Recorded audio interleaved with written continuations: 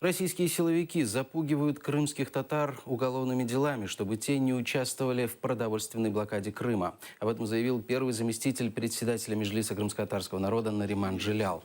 Он рассказал, что в неофициальных разговорах силовики пытались повлиять на него и через него на других активистов.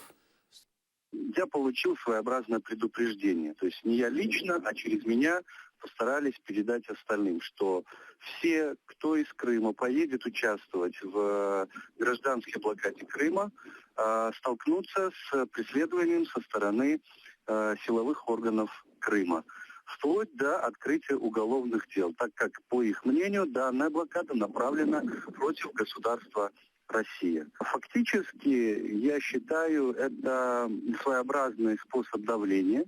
И я не исключаю, что если ситуация в результате блокирования Крыма будет обостряться в Крыму, то силовики найдут в кавычках вот таких вот виновных лиц, чтобы отбить охоту у желающих поддерживать эту акцию или фактически оказать такой шантаж на организаторов этой акции.